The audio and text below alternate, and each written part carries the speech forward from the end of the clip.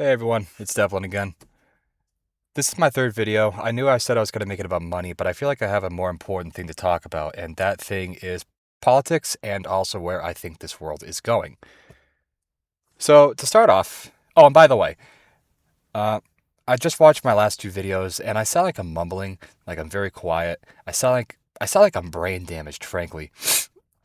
And the reason for that is because if I remember correctly, I did both of those at work, and I wanted to try and stay quiet because my boss is a shithead, like every boss on this planet. But I'm currently doing this one in my car, so I like to think I can use my voice now. I can be animate, I can sound alive, I can sound conscious, I can sound awake. So, yay. Anyways, politics. So, who did I vote for? Where do I sit on the fence? You could probably make an educated guess. My second video was on the red pill and the black pill. In my video description at this time, it says made by Chuds for Chuds. You could probably make an educated assumption and say I voted for Trump, and you would guess correctly. I voted for Trump three times. First time in 2014, then 18, and recently in 2024. It's been strange. So back in 2016, he went down that escalator and made so many promises. He said he would build the wall, get the illegals out, and drain the swamp, among other things. Frankly, I don't care about immigrants. I really didn't care about the wall. I cared about draining the swamp. The problem was that Hillary Clinton once went up on the podium and said, Putin stole the election. They hacked the election. The Russians hacked the election. And they brought on Bob Mueller to head an investigation into the whole thing, and they made that investigation last as long as they possibly could. Because every second that thing was in operation, Trump was hamstrung politically. He couldn't really do anything, or else he'd be hung in the court of public opinion. So he really didn't get anything done for 4 years. I remember those 4 years, 2016 to 18, no, not 18, 2020, just being stagnant. You know, I remember tabloid bickering, and actually, I remember school shootings too, oddly enough. But nothing really happened, you know? And then we got Biden. I'm not going to talk about Biden. We had COVID. Um, but then we got Trump again. And that time around, Trump was too big to rig. They tried to have him killed. They put the mugshot of him up. And at that point, wouldn't you believe it? Those 11 million voters that voted for Biden decided not to go out and vote that day in 2024. So Trump got in, and he got in spades. He got in on the popular vote. He got in the electoral college. He had a blank check, casus belli, to wreak havoc, bloody revenge on his political opponents. He could have drained the swamp. He could have done it in a day. And he did nothing. It's been a year and a half since then, and all he's done is gut USAID, which is great. And that's it. He invaded Iran. He bombed Fordo. Pam Bondi decided to detonate a grenade inside of the administration with the Epstein files, and she did that again and again and again. I have no idea why she did that. It's been a mess. Him and Elon Musk, they got at USAID. Oh, and by the way, it's called USAID. Let's not kid ourselves. The person who made that thing did not make it step back and say, yeah, I meant to make that say USAID. No, it's USAID. Stop. Just stop pretending. So, Trump's done nothing. Let's just say it for what it is. He gutted USAID, and that's it. He bombed Fordo, which is something that I disagreed with strongly, but I still supported him. Then he went into, if I remember correctly, it was Milwaukee, right? The place with the Somali fraud. And then he ran away screaming and pissing his pants from that place because some cunt didn't run over cops, but drove away from cops. And the cops wanted to look like they were the victims and they were trying to get run over. So they shot her. Then we had Alex Preddy, that nurse, decided to cause as much trouble as he could. He found out. And He ran away screaming and crying from that city. And then he invaded Iran. Oh, but not before taking a little detour in Venezuela. Well, I'm not even going to talk about that. I didn't like that either. Not to mention, we've been starving Cuba of their energy, whether that's through coal, oil, whatever. Think of all the small medical devices that need energy, like dialysis machines, oxygen, whatever, blood transfusion machines that just aren't getting power right now, that are resulting in the elderly, the sick, dying. Yeah, no one thinks about that. That's happening in Cuba right now. And then we invaded Iran. And we have invaded Iran. We don't have physical boots on the ground that the government admits. But we have attacked Iran. We have invaded Iran. And they're not giving up. And they know it's in their best interest not to give up until the midterms happen. Trump fucked up with this. And you know what? I still supported him. I was hanging on by a thread at that point when they went in and killed Khomeini, who was essentially the Shiite Pope. That's a bad way to put it, but basically that's who he was. But then he went after Alex Jones. And Alex Jones, he kind of fired first. He drew first blood. He wanted the 25th Trump, meaning the 25th Amendment is essentially if a president is too old and is unable to carry out his duties as president, get him out. And Alex Jones, in a complete strange 180, suggested to 25th Trump. But as strange as that was on his behalf, Trump decided to just do a 180 on his own and just utterly torch Alex Jones in public on X. And it was at that point, you lost me, Trump. I'm done. I'm off the Trump train. You don't fuck with my boy Alex. Alex Jones has been the mascot of the right for many, many, many years. If you touch him, I'm done with you. And that's where we are currently politically on the right. There's a fracture happening, and the fracture happened, I don't think it happened with Iran. I think it actually happened with Charlie Kirk. When Candace Owens decided to go insane and just start spewing utter nonsense, it drew a line in the sand, and people picked sides. And those sides, they're still there. We have the MAGAs and the America Firsts. Are you pro-Israel or anti-Israel? Whatever. People say I hate both sides and they think so damn smart, but like I'm done. I am neither side. If you had to put a gun to my head and tell me and say what side are you? Fine, I'm America First, but I have a lot of globalist ideas in addition to America First ideas. I think we need to take care of this country first before we can take care of the rest of the world. But the world does need to be taken care of. Pax Americana needs to stay alive. We keep the sea lanes open. We keep the pirates at bay. We keep Russia and China at bay. If we weren't around, there would have been another world war, and it would have been nuclear. For all we know, humanity would have been extinct if we weren't the world police. The world needs us. Anyways, it's been very disappointing. Trump has done a lot of things that have fractured his base. And when the midterms come around, he's done. Republicans are fucking done. But the good news is the left is done too. The left has slowly, over the course of this past decade, eroded themselves, their credibility, and then their money. Disney has spent so much fucking money making these movies to try and propagate the message. All those movies fail. The Star Wars prequels, the fucking, I don't know. They all fail. They sink millions of dollars into these things to try and brainwash people. It doesn't work. CNN, they have blown their ratings out of the water. They actually just got bought by a Republican group. I don't know who they're called, but that's how far the left has fallen. The political, the economical left, the institutional left, they're gone. They are gone because of the choices they have made the past 10 years. They have committed suicide politically, economically, financially. A good riddance. Identity politics is bullshit. Racial revenge is bullshit.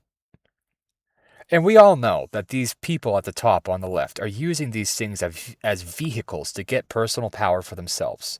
People like Kamala Harris, let me ask you, do you think she gives a shit about black people? She was the prison czar of California. She was the pioneer, the CEO of the prison industrial complex in the state of California for a very long time. Look it up yourself.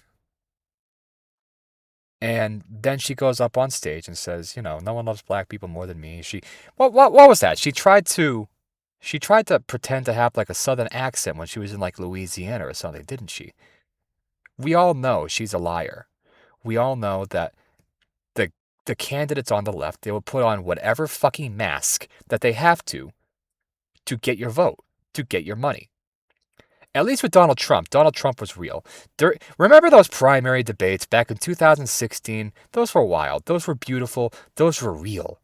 Those weren't a dog and pony show or whatever the phrase is. My highlight was the tax fraud thing, the tax record thing. I forgot if it was Marco Rubio or Clinton or whatever that said, you know, Trump, you should show us your tax records to prove you don't commit tax fraud. And Trump said something along the lines of, like, no shit, I commit tax fraud. You do too. And I respected that.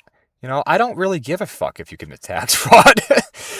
as long as you're like honest about who you are, I know who I'm dealing with. I can't deal with a snake. I can deal with a bad man, and Trump is a bad man. But I can't deal with a snake like Hillary Clinton or Kamala Harris or Joe Biden, and even Barack Obama. They, like I said, they put on whatever mask they can. They have to get whatever they need from you. Extractive is the word for that. So, both sides have collapsed. It just so happens the right collapsed a little bit later than the left. But the left is going to win. Both sides have collapsed right now, but I can see into the future. And I know the left is going to win this war. Why do I think that, you might ask? I can tell you why. So, I told you about that cunt who did get herself killed because she looked like she was going to run over the cops. I told you about Alex Preddy. There was one more person in that city at that time that was a protester. I don't even know their name. I only saw footage of it. It was this person picked up a flashbang in their hand, a flashbang grenade, and it blew up in their hand. It blew their whole hand off. And that made me realize something. Made me realize something I already knew. Leftists will do anything to win. Let me say that again for you. Leftists will do anything to win. Leftists will rig elections. Leftists will kill Charlie Kirk. Leftists will throw themselves under tanks if it makes themselves look like the victims in the eyes of the media. Let me tell you a little bit of a history lesson. Operation Barbarossa, 1942, the summer of 1942, in Soviet Russia. Soviet Russia at that time was under, well, in the name, Soviet communists under the control of Joseph Stalin, who himself was the General Secretary of the USSR, the Union of Soviet Socialist Republic. Very dark and just religiously evil place. Operation Barbarossa was the Nazi German incursion into the Soviet Union in the summer of 1942. It was led by 3 armies. Army Group North, its objective was, if I remember correctly, Leningrad, which was Petrograd before that, St. Petersburg after the Soviet Union fell. Army Group Center objective was Moscow. Army Group South's objective was, God, I don't even know. Their final goal was something called the Arkhangelsk it was a line. And they came really close to reaching that final objective. But what I really want to talk about is, at the gates of Moscow, the German tanks were so close. And then the snow started falling. And when it became clear that Moscow itself, the central nervous hub of the Soviet Union, was going to be threatened, Joseph Stalin, who was still there in Moscow, in the Kremlin, ordered the NKVD who are the precursors to the KGB that we know and love today, his personal goons, the NKVD, he ordered to go outside with their PPS-8 submachine guns and shoot all the looters without hesitation, their own citizens, scared for their lives, trying to secure food and money for their families, shot them dead in the streets, restored order with an iron fist. And then after that, he commanded the NKVD to walk all the women and children and old people out into the snow at gunpoint. Women and children and the elderly at gunpoint in the snow to dig anti-tank ditches to stop the German army from taking the city. And it fucking worked. That's the worst part. Their inhumanity, their brutality was exactly what was needed to stop one of the most evil armies that this world has ever seen. One of the most evil governances, regimes that the world has ever seen. Nazi Germany didn't know. There were some evil fuckers, but they didn't know they were going up against real fucking gangsters. The Soviet Union, they were one of the few people on this planet that were worse than them. And they lost. They lost because the Soviet Union, Joseph Stalin personally, was willing to drown each and every tank that Germany had in hundreds of corpses. They didn't have proficiency. They didn't have expertise, skills. They had a little bit of an industry by the grace of God and Lend-Lease. But what they did have was numbers. Millions of faceless soldiers. All buried under the tank treads until eventually there was just a mountain of corpses. And you cannot get through a mountain of corpses. In Leningrad, the Germans put citizens, Soviet citizens, in front of their formations because they didn't think the Soviets would fire. They were wrong. The Soviet artillery opened up without even thinking about it. They didn't care. They killed everyone who wasn't on their side. And you know, even before this country, the Soviet Union, had something called the 5-year plan. The brass tacks of it was to liquidate, i.e., extract every grain, every calorie from the kulak class. The kulak is the Russian word for peasants. So they extracted everything from the peasantry, the farm workers, and then redistributed it back into the urban factory worker class to super duper charge their industrial capacity. And you know what?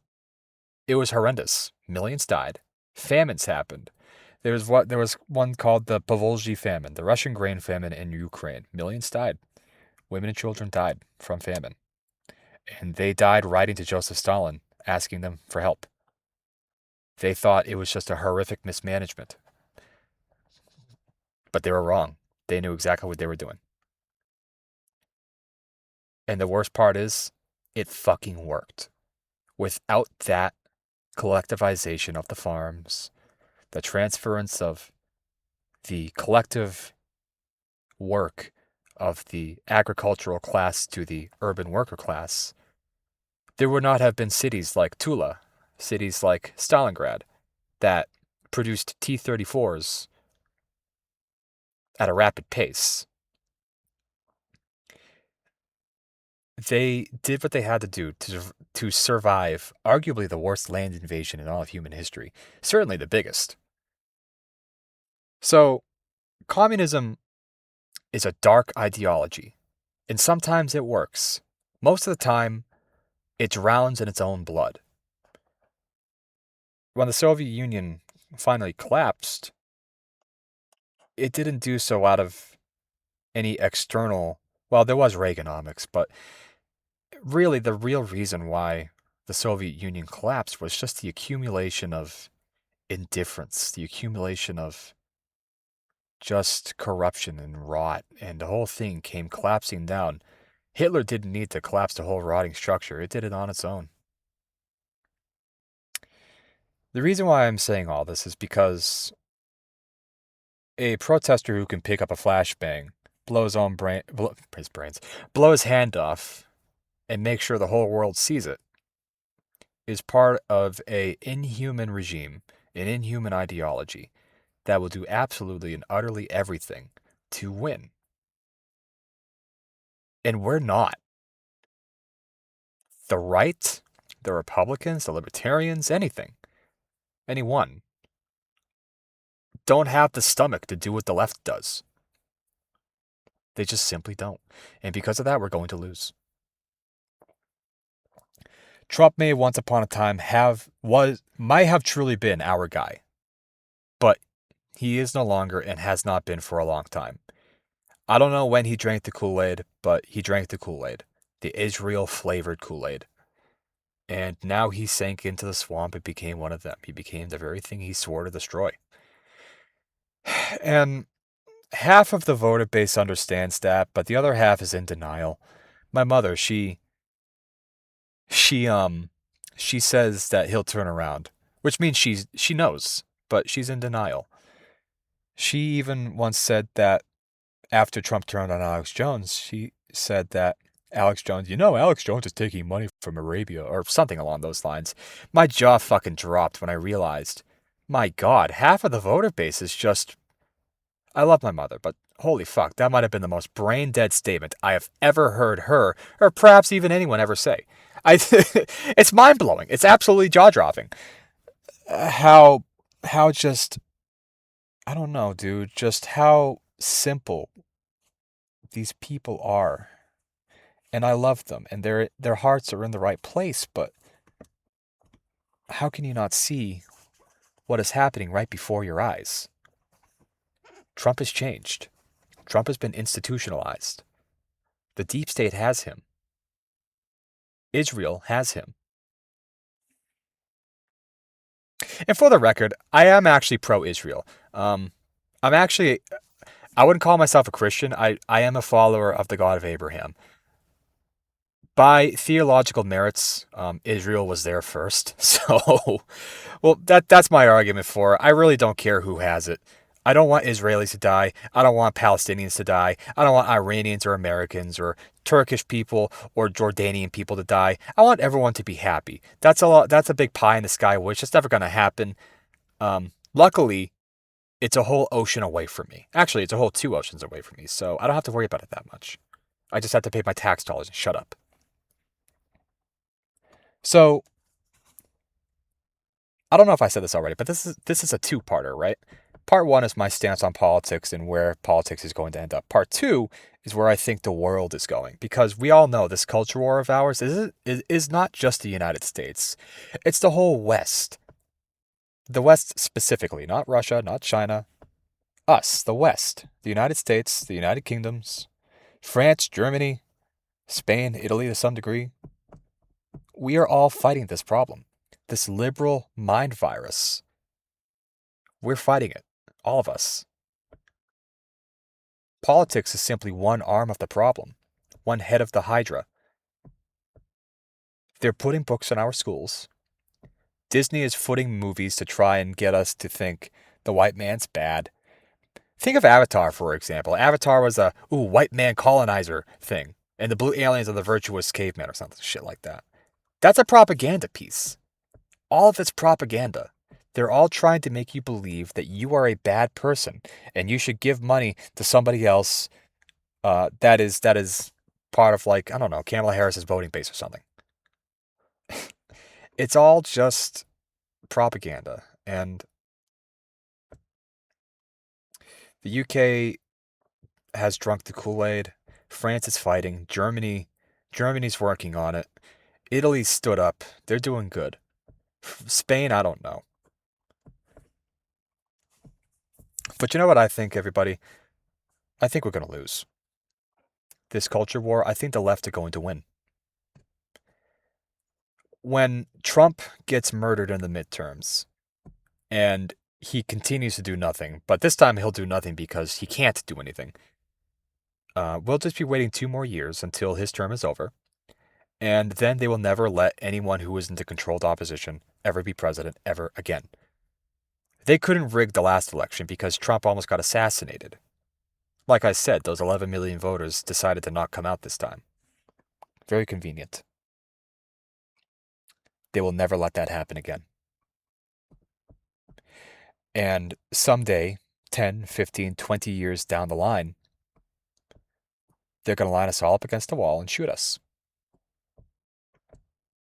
And they're going to shoot us only because of the color of our skin and the thing between our legs. The white man. The reality is, it's not because of some perceived race revenge idea that they want. They just hate us. It's not about black supremacy or trans supremacy. It's only about killing the white man. It's not an idea born out of any complex thought. It's simply just monkey tribalism. These people that want to take the white man out are the same people that think Alex Jones took money from the Saudis or some bullshit like that. They're just on a different side of the political fence. And they're going to win. They're going to win because we do not do what they do. We are going to lose because we are too afraid to do what we got to do. And I can't say what that is on YouTube. And then again, one day they're going to line us all up against the wall and shoot us. And this is part 2. Part 2 is what's going on with the world. So here we are. We're all lined up against the wall. The pistol is steadily coming closer to us. What are you going to say to yourself as you see that coming closer to you? I know exactly what you're going to say. You are going to say to yourself, but I was going to start tomorrow. Yeah, you were. And you know exactly what I mean when you say that. When I say that. You were going to find a way out tomorrow, right? Because you saw the writing on the wall.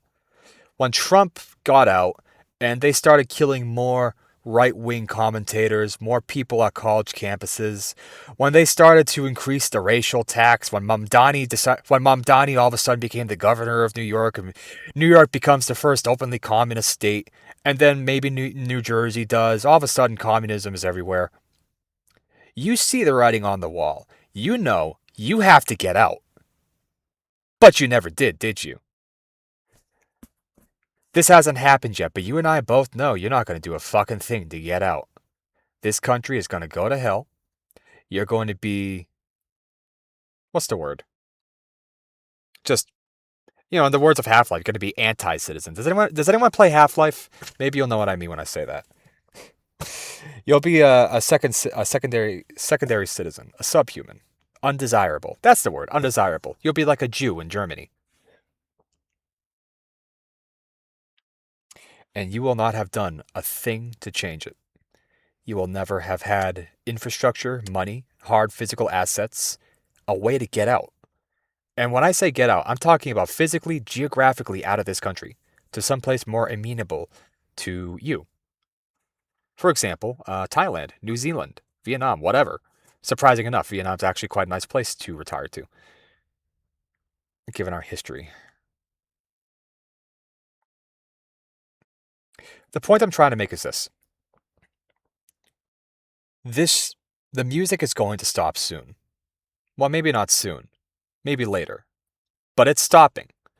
And every day that you wait to get out, it gets just a little bit harder.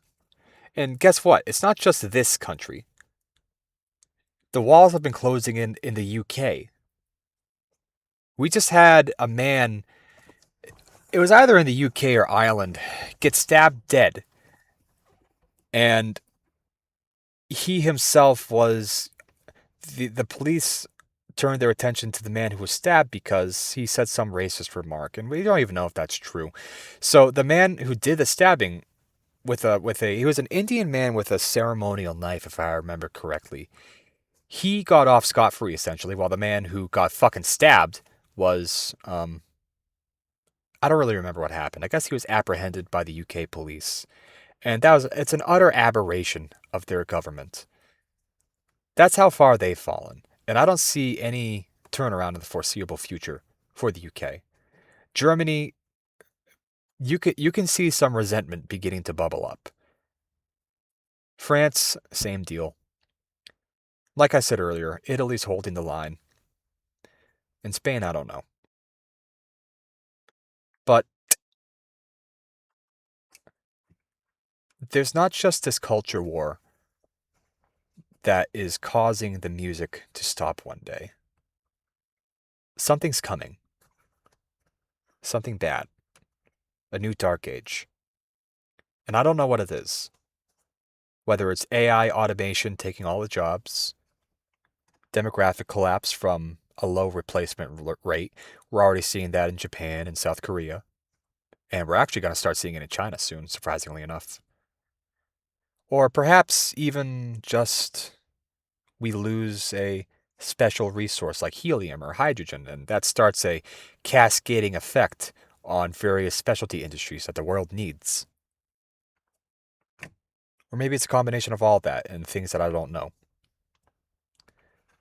But within our lifetimes, everybody, something bad's going to happen. Our standard of living is going to get a lot worse.